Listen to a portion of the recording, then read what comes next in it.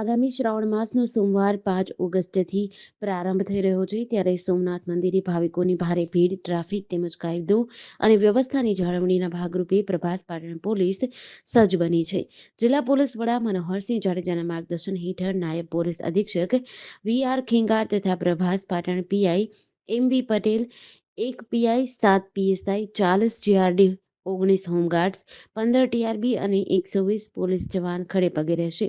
સોમનાથ શંખચક્ર સર્કલથી ત્રિવેણી નદી ઘાટ મંદિર પ્રવેશ દ્વાર સુધી સુરક્ષાકર્મી તહેનાત રહેશે.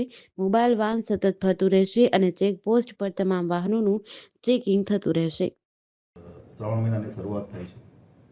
સોમનાથ મંદિર ખૂબ જ ભક્તોની આવવાની શક્યતાઓ ગયા વર્ષે લગભગ 10 થી 12 લાખ જેટલા ભક્તો શ્રાવણ મહિનામાં આવ્યા હતા.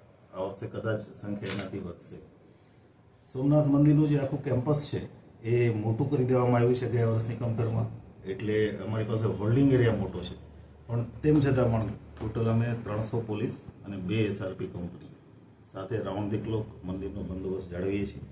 સાથે સાથે ક્યુઆરટીની ટીમ અને ઘોડેસવાર પોલીસની ટીમ આની સાથે સાથે આખી મંદિરની સિક્યુરિટી કરી રહ્યા છીએ. ત્યાં અમારી પાસે જે અવેલેબલ મંદિરની સિક્યુરિટીના જે સ્ટાફ છે એને પણ અમે ટ્રેનિંગ આપી રહ્યા છીએ અને એના બધાના સંયુક્ત સંકલનથી, વહીવટીતંત્રના સંકલનથી અમે આખો બંદોબસ્ત પૂરો કરવાનો છે. ખાસ કરીને મોટી સંખ્યામાં યાત્રાળુઓ આવતા હોય છે, ભીડ પણ રહેતી હોય છે. સુરક્ષાની દ્રષ્ટિએ પોલીસ કે સુરક્ષા વિભાગ ચેકિંગ કરતું હોય છે, ત્યારે સુરક્ષાને લઈને દર્શનાર્થીઓ કે યાત્રાળુ સાથે કોઈ ગેરવર્તન ન થાય અને સુરક્ષાની જવાબદારી પણ સંભાળી શકાય, એ માટે શું સૂચનો? આપને મને કહેતા આનંદ થાય છે કે લગભગ ક્યારેય એવું ગેરવર્તનનો ફરિયાદ કે પ્રશ્ન આવ્યો નથી, પણ છતાંય અમે હંમેશા જ્યારે સોમનાથ મંદિરનો શ્રાવણ મહિનાનો બંદોબસ્ત ચાલુ થાય એટલે પોલીસ અને સોમનાથ સિક્યુરિટીની હોમગાર્ડ, જીઆરડી બધાની કમ્બાઇન બિહેવિયરલ ટ્રેનિંગ સિનિયર અધિકારીઓ તરફથી અને એના એક્સપર્ટ તરફથી રાખતા હોઈએ છીએ.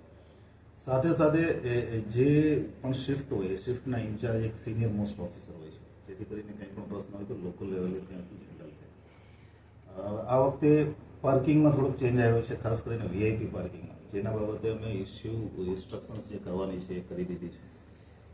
2-3 જાહેરનામા, કારણ કે સર્કિટ હાઉસ જવાનો જે રસ્તો છે એ વન વે કરવો પડે એવો જરૂરી છે, જેને કારણે થઈને 2-3 જાહેરનામા 1-2 દિવસમાં બહાર પડી જશે અને એની અમલવારી પણ લોકોના સહયોગથી અમે કરી રહ્યા છીએ. સર, સોમનાથમાં વિશ્વભરના યાત્રિકો લાખોની સંખ્યામાં ઉમટશે, ત્યારે સોમનાથ આવ્યા બાદ કોઈ સમસ્યા ઊભી થાય, કોઈ એક્સિડન્ટલી ઘટના બને તો પોલીસ કે વહીવટી તંત્રની યાત્રિકો મદદ મેળવી શકે એ માટે શું ગાઈડ કરશો આપ?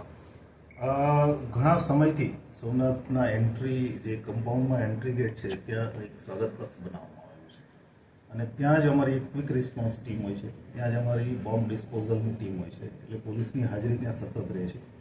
સાથે સાથે છેલ્લી જે અમારી સિક્યુરિટી એનાલિસિસની મિટિંગ થઈ એમાં અમારું જ સજેશન હતું કે સોમનાથ મંદિરની પાસે 108ની એક મોબાઈલ ટીમ કન્ટિન્યુઅસ રાખવામાં આવે અને જેથી કરીને જે ખાસ કરીને વધારે એજવાળા લોકો આવે છે એમને ઇમરજન્સી ઊભી થાય તો આપણે તાત્કાલિક મદદ આપી શકીએ.